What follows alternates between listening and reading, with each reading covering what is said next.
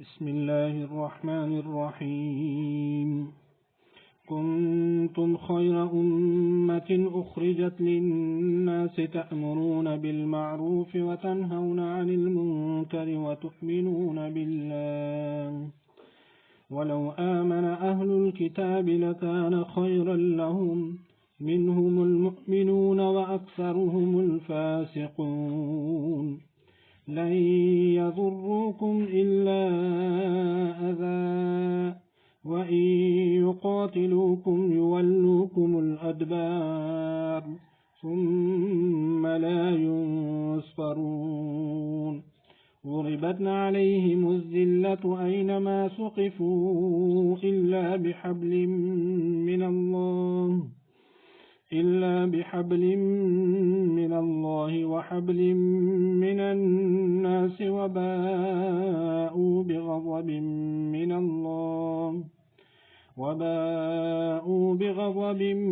من الله وضربت عليهم المسكنة ذلك بأنهم كانوا يكفرون بآيات الله ويقتلون الأنبياء بغير حق ذلك بما عصوا وكانوا يعتدون. ليسوا سواء من أهل الكتاب أمة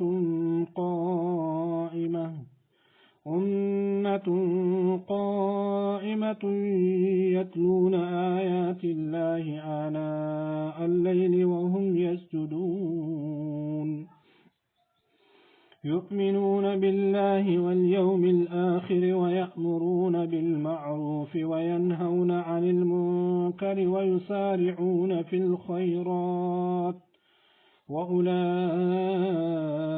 من الصالحين. وما يفعلوا من خير فلن يكفروه والله عليم بالمتقين. إن الذين كفروا لن تغني عنهم أموالهم ولا أولادهم من الله شيئا وأولئك أصحاب النار هم فيها خالدون. مثل ما ينفقون في هذه الحياة الدنيا كمثل ريح فيها صر أصابت حرث قوم ظلموا أنفسهم فأهلكته وما ظلمهم الله ولكن أنفسهم يظلمون. يا أيها الذين آمنوا لا تتخذوا بطانة من دونكم لا يألونكم خبالا ودوا ما عنتم قد بدت البغضاء من أفواههم وما تخفي صدورهم أكبر قد بينا لكم الآيات إن كنتم تعقلون.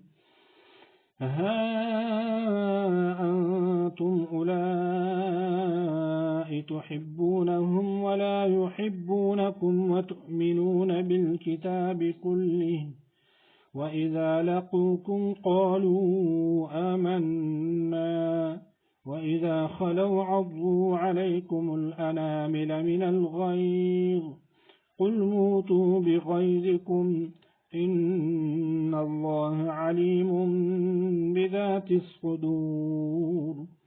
إن تمسسكم حسنة تسؤهم وإن تصبكم سيئة يفرحوا بها وإن تصبروا وتتقوا لا يضركم كيدهم شيئا إن الله بما يعملون محيط.